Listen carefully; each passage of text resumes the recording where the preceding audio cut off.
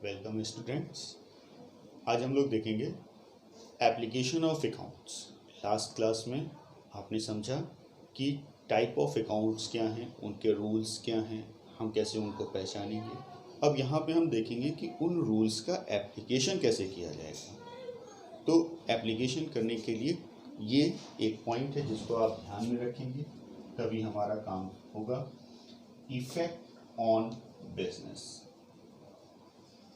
Effect on business किसका effect? Accounts का effect. Personal account का, रियल अकाउंट का एंड नॉमिनल अकाउंट का। ये जो तीन अकाउंट हैं, पर्सनल, रियल एंड नॉमिनल, इनका इफेक्ट बिजनेस पे किस फॉर्म में पड़ रहा है। तो पर्सनल अकाउंट का इफेक्ट रिसीवर और गिवर के फॉर्म में पड़ेगा। पर्सनल अकाउंट जब भी होगा, मतलब पर्सन जब भी इफेक्ट होगा वो या तो हमारे लिए रिसीवर होगा या फिर गिवर होगा। इन दो के अलावा पर्सनल अकाउंट कुछ नहीं होगा, इसलिए इसको ध्यान में रखेंगे कि पर्सनल अकाउंट आइदर रिसीवर और गिवर। और रूल कहता है कि अगर रिसीवर है तो आपको क्या करना है, डेबिट, और अगर गिवर है तो आपको क्या करना है, क्रेडिट। इसी तरीके से रियल अकाउंट का इफेक्ट हम किस फॉर्म में देखेंगे, increase in value of assets और decrease in value of assets. Assets का इंक्रीज और डिक्रीज, और अगर इंक्रीज है तो रियल अकाउंट तो डेबिट, और अगर डिक्रीज है तो क्रेडिट। और फिर आते हैं नॉमिनल अकाउंट में। नॉमिनल अकाउंट का भी इफेक्ट किस फॉर्म में, एक्सपेंसेस या लॉसेस के फॉर्म में, और प्रॉफिट और इनकम के फॉर्म में। तो अगर एक्सपेंस और लॉसेस है तो डेबिट, प्रॉफिट और इनकम है तो क्रेडिट। ये इफेक्ट आपको याद रखना होगा, तब हम आसानी से इन रूल्स का एप्लीकेशन कर पाएंगे। रूल्स का एप्लीकेशन करने के लिए हम एक एनालिसिस टेबल बनाएंगे। एनालिसिस टेबल, इसमें सबसे पहला कॉलम आपका होगा serial number, second column transaction,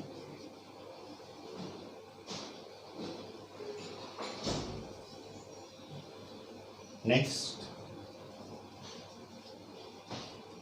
accounts affected. Accounts affected आपको बताए थे कि जब भी ट्रांजैक्शन होंगे तो कम से कम 2 अकाउंट्स अफेक्ट होंगे। 2 से ज़्यादा अकाउंट्स अफेक्ट हो सकते हैं, लेकिन 2 से कम अकाउंट अफेक्ट नहीं होंगे। Minimum 2 accounts affected. Type of account, अब हम उसकी टाइप को लिखेंगे। टाइप मतलब पर्सनल, रियल और nominal. Then effect on business, business पे क्या इफेक्ट आ रहा है उसको हम देखेंगे, और इफेक्ट के अकॉर्डिंग आपका होगा डेबिट और क्रेडिट।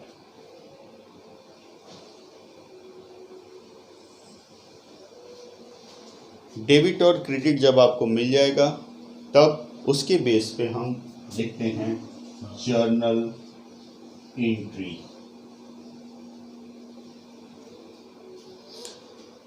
डेबिट और क्रेडिट, कौन सा अकाउंट डेबिट होगा, कौन सा क्रेडिट होगा, उसके बेस पे हम जर्नलाइज करते हैं। जैसे पहला ट्रांजैक्शन हम देखते हैं, business started for ₹1 lakh. 1 lakh रुपए से बिजनेस स्टार्ट किया गया। कोई भी कर सकता है। मान लीजिए हमने बिजनेस स्टार्ट किया। आप हमेशा अपने आप को बिजनेस मानेंगे, मतलब बिजनेस और बिजनेसमैन 2 डिफरेंट एंटिटीज़ आप ध्यान में रखेंगे। आपको बिजनेस पॉइंट ऑफ व्यू से कंसीडर करना है, बिजनेसमैन पॉइंट ऑफ व्यू को कंसीडर नहीं करना है। तो मान लीजिए एक्स ने बिजनेस स्टार्ट किया, तो बिजनेस पॉइंट ऑफ व्यू से हम देखें कि जो एक्स लिमिटेड है, मान लीजिए बिजनेस एक्स ने जो बिजनेस स्टार्ट किया वो एक्स लिमिटेड है। एक्स लिमिटेड के पॉइंट ऑफ व्यू से क्या हो रहा है, एक्स ने बिजनेस स्टार्ट किया 1 लाख रुपए से, इसका मतलब एक्स ने एक्स लिमिटेड को 1 लाख रुपए दिया। जैसे हमने बिजनेस स्टार्ट किया ए लिमिटेड के नाम से, तो ए लिमिटेड को हम 1 लाख रुपए देंगे। तो ए लिमिटेड के पॉइंट ऑफ व्यू से क्या हुए, दो अकाउंट्स इफेक्ट हुए। फर्स्ट उसको कैश मिला और दूसरा कौन देने वाला है, एक्स देने वाला है। एक्स यहाँ पे कौन है, ओनर है। और आपको बताए थे कि जब ओनर का कंसर्न आता है तो हम कैपिटल अकाउंट लिखते हैं, याद रखिएगा ओनर के लिए हम कैपिटल अकाउंट लिखते हैं। तो यहाँ पे कैपिटल हो जाएगा। तो दो अकाउंट्स कौन कौन से हो गए, एक कैश और दूसरा कैपिटल। अब आते हैं हम type of account. Type of account cash 3 category है, मालूम है आपको, personal, real and nominal. Cash account personal नहीं है, कौन सा अकाउंट है, नॉमिनल भी नहीं है, तो क्या है, रियल अकाउंट है। Real account.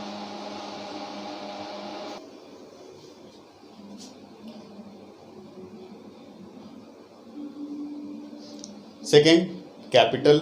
अब कैपिटल कौन सा अकाउंट है, कैपिटल जैसे एक्स का कैपिटल है तो एक्स कैपिटल भी हम लिख सकते हैं, लेकिन जब एक ही ओनर है तो उसका नाम लिखने की ज़रूरत आपको नहीं है, तो ये केवल एक्स की जगह केवल कैपिटल हो जाएगा। तो कैपिटल कौन है, पर्सनल अकाउंट है, कैपिटल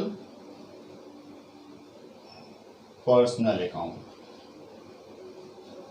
अब इफेक्ट में आते हैं। रियल अकाउंट का इफेक्ट आपने किस फॉर्म में देखा था, इंक्रीज और डिक्रीज के फॉर्म में। तो बिजनेस के पॉइंट ऑफ व्यू से अगर हम देखें तो कैश क्या हो रहा है, बिजनेस में आ रहा है, तो कैश का बैलेंस बढ़ेगा, तो इंक्रीज हो गया।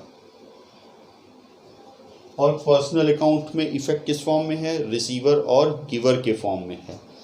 तो यहाँ पे जो ओनर है वो हमको दे रहा है, तो हमारे लिए क्या होगा, गिवर होगा, गिवर। और रूल कहता है कि अगर रियल अकाउंट इंक्रीज हो रहा है तो डेबिट, और अगर पर्सनल अकाउंट गिवर है तो क्रेडिट। ये जो बाइफर्केशन है टेबल के, ये जो 1 2 3 4 कॉलम हैं, यही इम्पोर्टेंट बेस हैं ट्रांजैक्शंस को एनालिसिस करने के। इसी के बेस पे हम जर्नल एंट्री करते हैं। ये जो टेबल है ये आपकी प्रैक्टिस के लिए है, आप 2 4 10 क्वेश्चन प्रैक्टिस कर लेंगे इससे, तो उसके बाद फिर ये जो 4 हेड्स हैं, 4 स्टेप्स हैं, ये आप ओरल भी कर सकते हैं, टेबल की ज़रूरत आपको नहीं पड़ेगी। ये केवल प्रैक्टिस के लिए है, इनिशियल स्टेज पे है, समझने के लिए है। अब आते हैं हम जर्नल एंट्री में। जर्नल एंट्री पास करते समय जो सबसे इम्पोर्टेंट चीज़ है वो ये कि आपको स्टार्टिंग डेबिट वाले अकाउंट से करना है। डेबिट वाले अकाउंट से आपको स्टार्टिंग करना है हमेशा। यहाँ पे एनालिसिस करते समय डेबिट और क्रेडिट में से कोई भी ऊपर नीचे हो सकता है, कभी डेबिट ऊपर हो सकता है, कभी क्रेडिट ऊपर हो सकता है, लेकिन एंट्री पास करते समय सबसे पहले आपको डेबिट वाला अकाउंट लिखना है। तो यहाँ पे देखें डेबिट वाला अकाउंट कौन सा है, कैश है, तो हम लिखेंगे कैश अकाउंट डेबिट।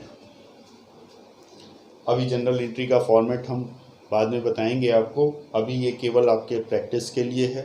तो कैश अकाउंट डेबिट। अब हम क्रेडिट वाला अकाउंट लिखेंगे। क्रेडिट में कौन सा अकाउंट है, कैपिटल। क्रेडिट वाला अकाउंट लिखने के लिए आप हमेशा 2 लगा के स्टार्ट करेंगे, 2। तो 2 कैपिटल अकाउंट, अमाउंट कितना है, 1 लाख, तो कैश अकाउंट डेबिट 1 लाख और 2 कैपिटल 1 लाख। आप इसका प्रेजेंटेशन ऐसे ही होगा। ऐसा क्यों, क्योंकि यहाँ पे 2 कॉलम रहते हैं अमाउंट के, डेबिट का कॉलम अलग और क्रेडिट का कॉलम अलग। तो डेबिट वाला अमाउंट आप डेबिट वाले कॉलम में लिखेंगे, क्रेडिट वाला अमाउंट क्रेडिट वाले कॉलम में लिखेंगे। इसके बाद एंट्री अभी ख़त्म नहीं होती, एंट्री में आप नरेशन लिखते हैं बीइंग या फॉर लगा के बीइंग। अब लिखना क्या है आपको, ये जो ट्रांजैक्शन है आपका यही लिखना है, इसी को आपको अपनी लैंग्वेज में लिखना है, या आप इसको एज इट इज़ भी लिख सकते हैं। ट्रांजैक्शन क्या था, ये एंट्री किस लिए आपने की, क्योंकि being business started, bracket close और ये कॉलम भी क्लोज। इसको कहा जाता है बीइंग बिजनेस स्टार्टेड, ये जो आपने लिखा इसको कहा जाता है नरेशन। और ये आपकी पूरी जनरल एंट्री है यहाँ से यहाँ तक। इसमें से कोई भी पार्ट आप अगर छोड़ते हैं तो आपकी एंट्री इनकम्प्लीट होगी, आपको फुल मार्क्स नहीं मिलेंगे। इसलिए जब भी आप एंट्री पास करें तो डेबिट अकाउंट से लेकर नरेशन तक पूरा आप लिखेंगे। सेकेंड ट्रांजैक्शन हम लोग देखते हैं, रेंट पेड ₹10,000। अब यहाँ पे कौन से दो अकाउंट होंगे, रेंट पेड तो एक कैश अकाउंट, पेड हम जब भी करेंगे तो कैश में ही करेंगे, तो एक कैश अकाउंट हो गया। दूसरा आप क्या पेड कर रहे हैं, रेंट पे कर रहे हैं, तो दूसरा account rent, cash account and second rent account. अब कैश कौन सा अकाउंट है, रियल अकाउंट है, रियल अकाउंट। और रेंट कौन सा अकाउंट है, रेंट क्या आदमी है, आदमी नहीं है तो पर्सन भी नहीं होगा, पर्सनल अकाउंट नहीं। एसेट्स है, एसेट्स भी नहीं है, तो ये है क्या, नॉमिनल अकाउंट। अब नॉमिनल अकाउंट में हम देखते हैं कि वो हमारे लिए एक्सपेंस है, लॉस है, इनकम है, प्रॉफिट है। तो क्या है, हम दे रहे हैं, रेंट हम दे रहे हैं तो हमारे लिए एक्सपेंस होगा। तो ये कौन सा अकाउंट है, नॉमिनल अकाउंट। इफेक्ट में आते हैं, रियल अकाउंट का इफेक्ट, कैश जब हम देंगे तो हमारे पास कैश बैलेंस घटेगा कि बढ़ेगा, घट जाएगा, तो डिक्रीज हो गया। और नॉमिनल कौन सा है, नॉमिनल हमारे लिए एक्सपेंस है, तो ये क्या हो जाएगा, expense. Decrease credit expense debit as per rule. अब देखिए जैसे यहाँ पे डेबिट पहले आ गया, क्रेडिट बाद में आ गया, क्रेडिट पहले आ गया, डेबिट बाद में, तो इससे कोई अंतर नहीं पड़ता। अब जब हम एंट्री पास करेंगे तो सबसे पहले हम कौन सा अकाउंट लिखेंगे, डेबिट वाला। कौन सा अकाउंट है, रेंट, तो हम लिखेंगे rent account debit to cash account 10,000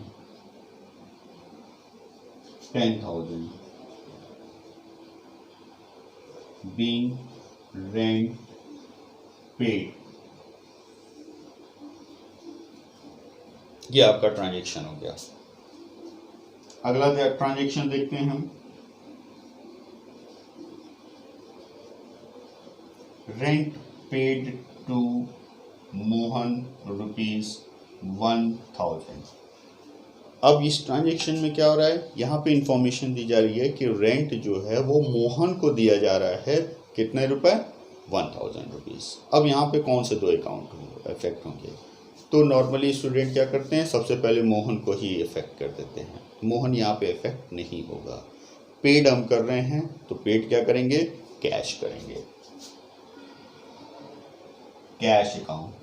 और ये कैश हम किस लिए दे रहे हैं मोहन को, उसके रेंट के लिए दे रहे हैं, तो दूसरा रेंट अकाउंट। अब आप देखिए सेकेंड ट्रांजैक्शन और थर्ड ट्रांजैक्शन की जनरल एंट्री में कोई चेंज नहीं होगा। Cash account, rent account, cash account, rent account, no change at all. Mohan है, पर्सन इफेक्ट हो रहा है, लेकिन यहाँ पे पेड है, और किस लिए पेड है, रेंट के लिए पेड है, तो मोहन की इंफॉर्मेशन यूजलेस है हमारे लिए। मोहन से हमको कोई मतलब नहीं है, हमको किससे मतलब है, अपने रेंट से और उसके पेमेंट से। तो यहाँ पे मोहन का कोई काम नहीं है। तो कैश अकाउंट और रेंट अकाउंट, तो फिर यही प्रोसेसिंग हो जाएगी, entry rent account debit to cash account. Real account, nominal account, decrease expenses, credit, debit वाला पहले लिखेंगे, rent account debit 1000 to cash account 1000 being rent paid.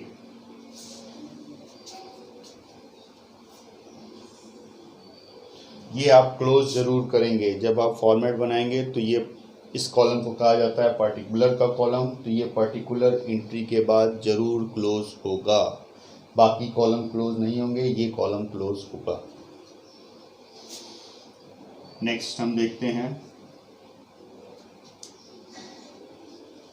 Goods purchased rupees 10,000 का गुड्स परचेज किया गया। तब आप क्या करेंगे, अब यहाँ पे देखिए कौन से दो हेड्स इफेक्ट हो रहे हैं, एक गुड्स इफेक्ट हो रहा है और दूसरा परचेज कर रहे हैं। तो पेमेंट करेंगे आप, यहाँ पे हिडन इन्फॉर्मेशन है, पेमेंट करेंगे तो दूसरा account cash.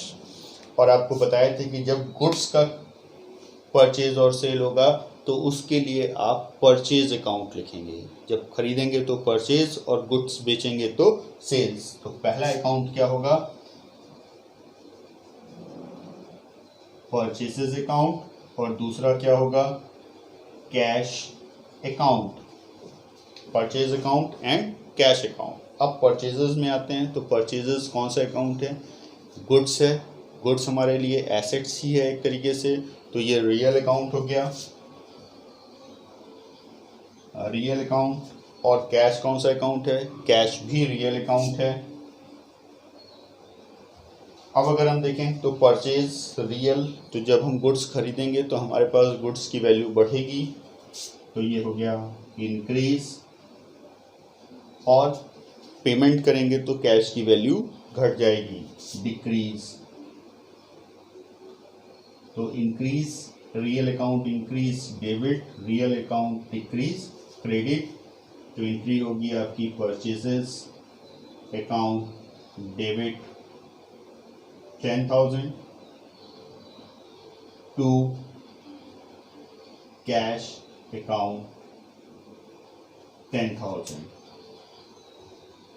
being goods purchased। ये आपका गुड्स खरीदने का ट्रांजैक्शन हो गया।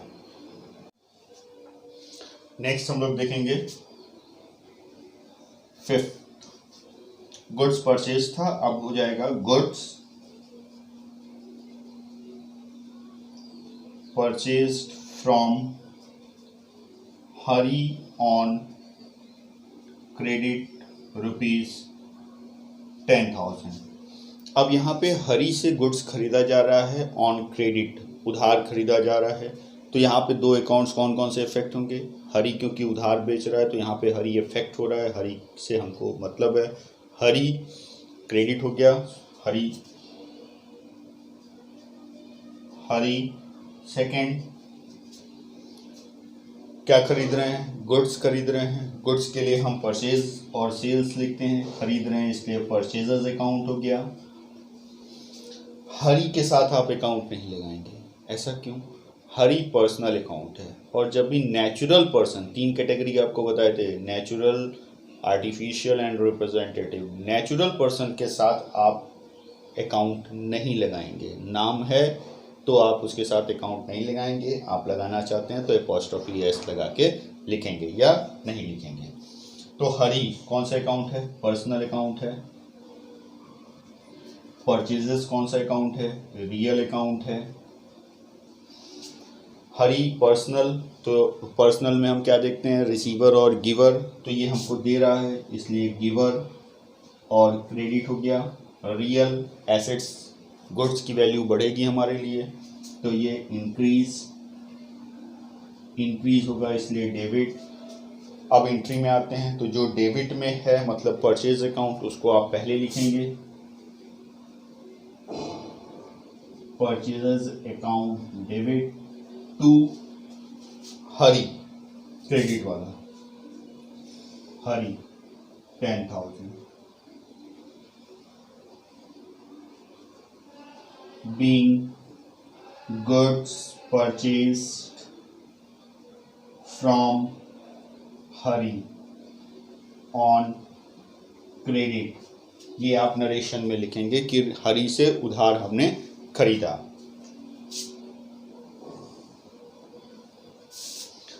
नेक्स्ट, गुड्स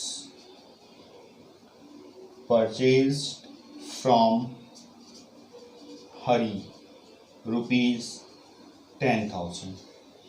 अब यहाँ पे ट्रांजैक्शन कह रहा है कि हरी से गुड्स खरीदा। क्वेश्चन में ये स्पेसिफिक नहीं कर रहा है कि जो हरी से हमने गुड्स खरीदा वो कैश देके खरीदा या उधार खरीदा।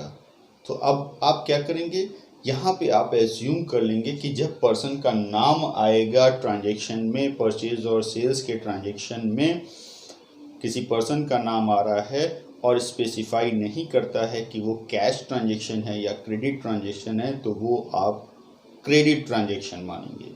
क्रेडिट ट्रांजैक्शन याद रखिए, अगर ट्रांजैक्शन में पर्सन का नाम आ रहा है, कैश के बारे में इंफॉर्मेशन नहीं है क्लियर, तो assume it is credit transaction.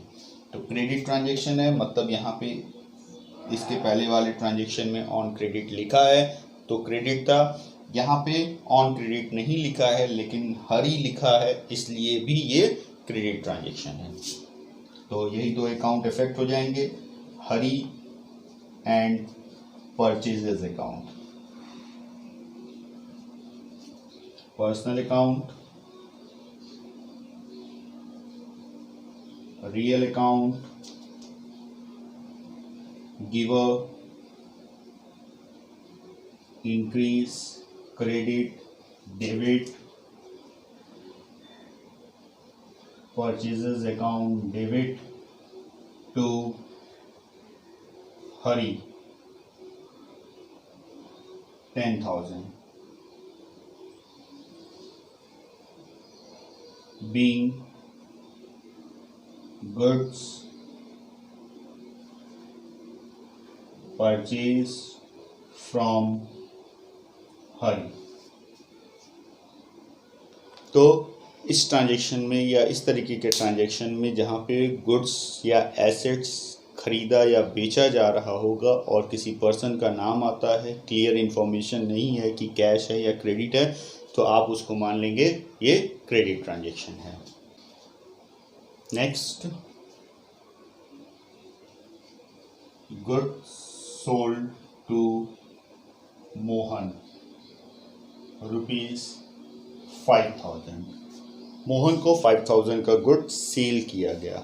Goods sale हो रहा है तो यहाँ पे पहला गुड्स सेल हो रहा है इसलिए सेल्स अकाउंट।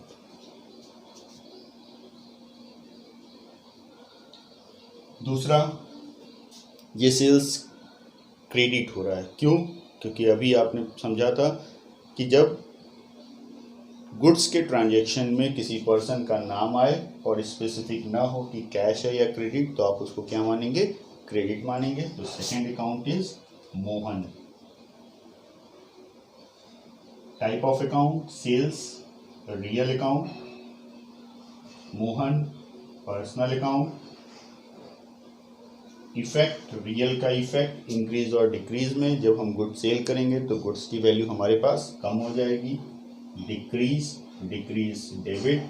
पर्सनल, जब हम उधार बेच रहे हैं तो जो लेने वाला है मतलब मोहन, वो हमारे लिए रिसीवर होगा और रिसीवर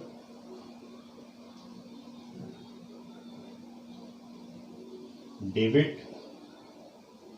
ये रियल अकाउंट डिक्रीज क्रेडिट होगा। अब आते हैं एंट्री। तो डेबिट में कौन है? मोहन है, तो मोहन पहले आएगा। Mohan debit to sales account being goods sold to Mohan 5,000।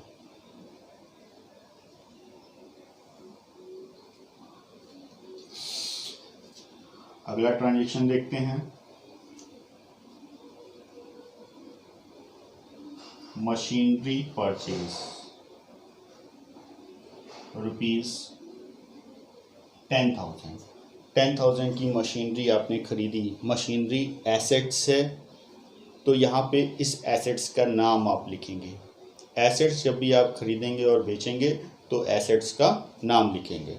Goods जब खरीदेंगे और बेचेंगे तो परचेज अकाउंट और सेल्स अकाउंट लिखेंगे। एसेट्स के लिए एसेट्स का नाम लिखेंगे आप। तो मशीनरी अकाउंट, अब हम देखेंगे कि ये मशीनरी कैश में है या क्रेडिट में है। तो कैश में है, क्योंकि यहाँ पे पर्सन का नाम नहीं लिखा है, तो नॉर्मली हम मानेंगे कि जो खरीद रहे हैं हम वो कैश में है।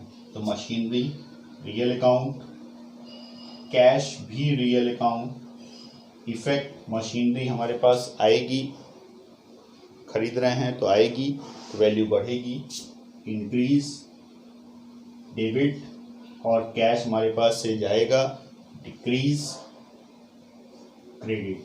एंट्री क्या होगी, डेबिट वाला अकाउंट, मतलब मशीनरी पहले आप लिखेंगे,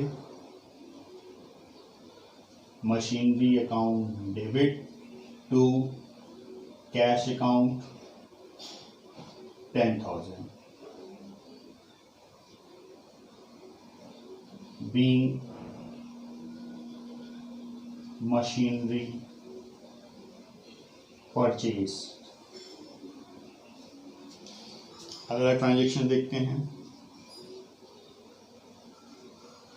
goods of ₹10,000 withdrawn for personal use. Goods withdrawn for personal use एक स्पेसिफिक टर्म यूज होता है इसके लिए, याद करिए, that is drawing.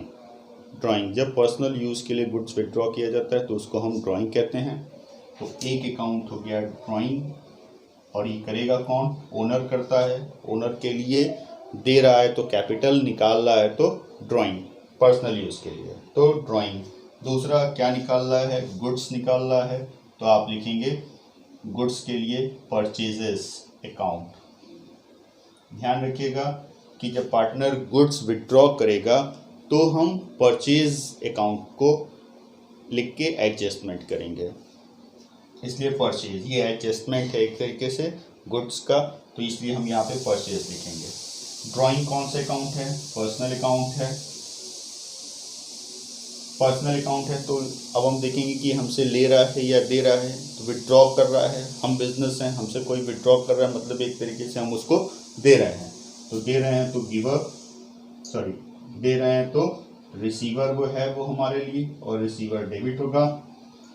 Purchase real account, real account है तो हम देखेंगे कि वैल्यू बढ़ रही है या घट रही है। पार्टनर जब विड्रॉ कर रहा है तो गुड्स की वैल्यू हमारे पास से कम हो जाएगी, डिक्रीज, और डिक्रीज होगा तो क्रेडिट। एंट्री क्या होगी, डेबिट में कौन सा अकाउंट है, drawing, drawing account debit to purchasers account.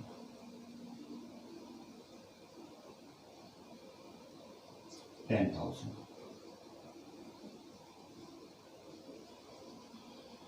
being goods withdrawn for personal use, personal use के लिए गुड्स विड्रॉ किया गया। नेक्स्ट,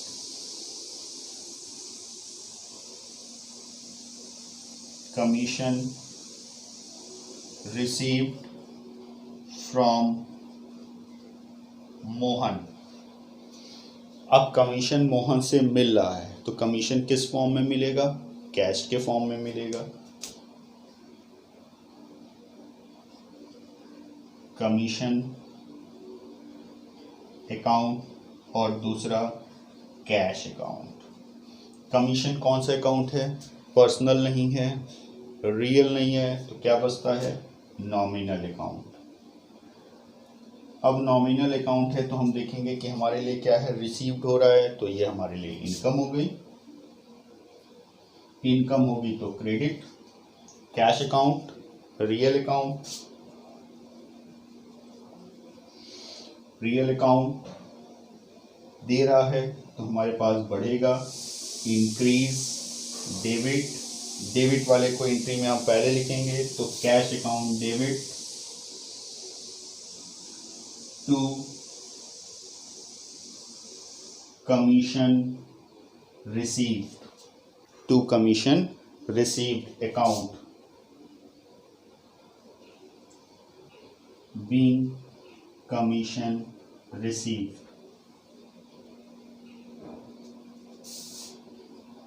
$2,000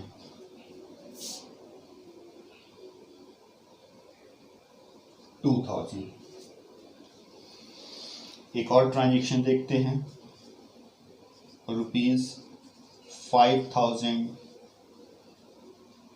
डिपॉजिटेड इनटू बैंक में 5,000 रुपीज़ डिपॉजिट किया गया। तो अब यहाँ पे हम देखेंगे कौन से दो अकाउंट्स इफेक्ट हो रहे हैं। क्या डिपॉजिट कर रहे हैं आप? कैश डिपॉजिट कर रहे हैं। तो पहला अकाउंट हो गया कैश अकाउंट। दूसरा कहाँ पे डिपॉजिट कर रहे हैं? बैंक में। बैंक क्या है? कौन सा अकाउंट है? पर्सन है। आपको बताए थे कि बैंक आर्टिफिशियल पर्सन है, तो एक तरीके से हम बैंक को अपना पैसा दे रहे हैं। तो बैंक यहाँ पे दूसरा हेड क्या होगा? बैंक होगा। Bank account. Cash is real account, bank is personal account. Cash जब हम बैंक में जमा करेंगे तो कैश हमारा क्या होगा? घट जाएगा, डिक्रीज। और बैंक पर्सनल है तो हमारे लिए रिसीवर हुआ या गिवर हुआ। बैंक को हम दे रहे हैं, हमारे लिए ये रिसीवर हो जाएगा। तो रिसीवर होगा तो डेबिट और डिक्रीज हो रहा है क्रेडिट। एंट्री क्या होगी? Bank account debit to cash account being cash deposited into bank 5,000।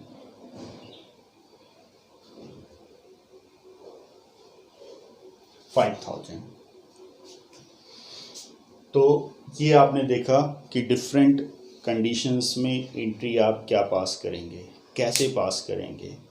Entry पास करने के लिए मेन आपका ये है, एंट्री हम रिकॉर्ड करते हैं ट्रांजैक्शन के पे। ट्रांजैक्शन से एंट्री को रिकॉर्ड किया जाता है, लेकिन बीच में ये step number 1, step number 2, step number 3, step number 4, ये 4 स्टेप की प्रोसेसिंग करके हम यहाँ तक पहुँचते हैं। सबसे पहले आप ट्रांजैक्शन में देखेंगे कि अकाउंट्स कौन कौन से अफेक्ट हुए, फिर आप देखेंगे कि उनका नेचर क्या है, फिर आप देखेंगे कि उनका बिजनेस पे इफ़ेक्ट क्या पड़ रहा है और उनके बेस पे जनरल एंट्री क्या होंगी। ये 4 चीज़ें आप करके जनरल एंट्री पास करेंगे। तो आज के लिए इतना ही। इसके बेस पे आप जनरल एंट्रीज आराम से कर सकते हैं। जनरल एंट्रीज का फॉर्मेट और आगे की प्रोसेसिंग हम लोग अगले वीडियो में देखेंगे। अगर इसमें आपको कोई कन्फ्यूज़न है तो कमेंट बॉक्स में ज़रूर लिखिए, अपना व्यू शेयर करिए। थैंक्स।